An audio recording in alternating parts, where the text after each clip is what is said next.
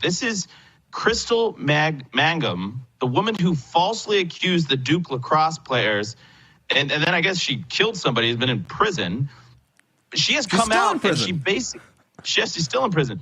She has come out and has apologized for lying. And Blake, you can expound upon the ramifications that this story had nationwide after this clip, but let's go ahead and play it at 1:47.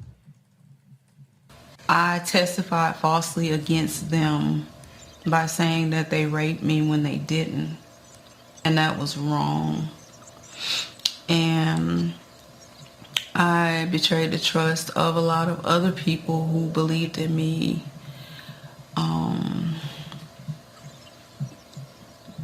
And made up a story that wasn't true because I wanted validation from people and not from God.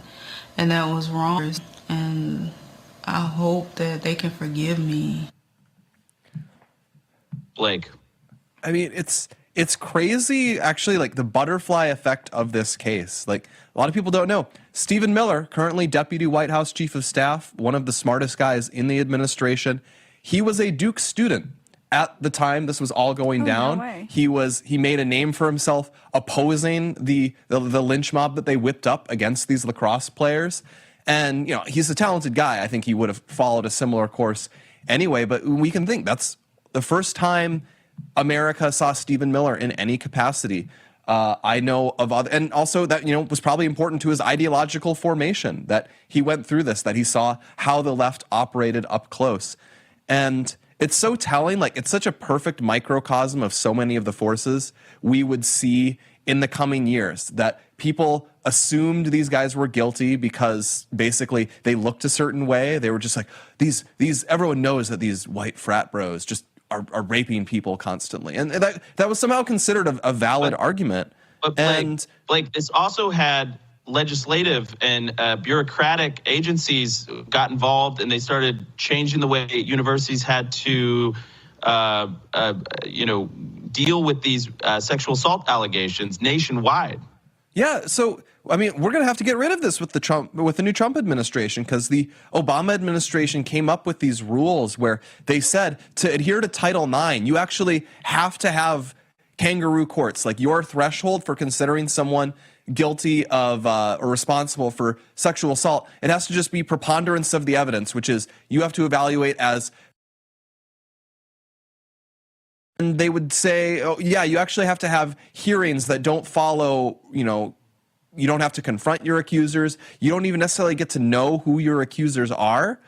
And they would say, you have to do this or you violate Title IX. And Trump got rid of that in his first term. And then Biden, there were so many things going bad with Biden, it didn't get a lot of attention, but he brought that back and made it worse. And we need to throw that out immediately and try to give that teeth, because it's almost forgotten now. But a lot of the 2010s, you have these shrill claims. They would say, like 1 in 4. Did you ever hear that number when you were in school, Daisy? Yeah, I think we all had to take like a Title IX class our first week at college. Yeah. Basically, they would claim like 1 in 4 women are raped on college campuses. Like those are numbers that you get during like a civil war in Central Africa. It is not what is going on an Ivy League campus. Yeah. Mm-hmm.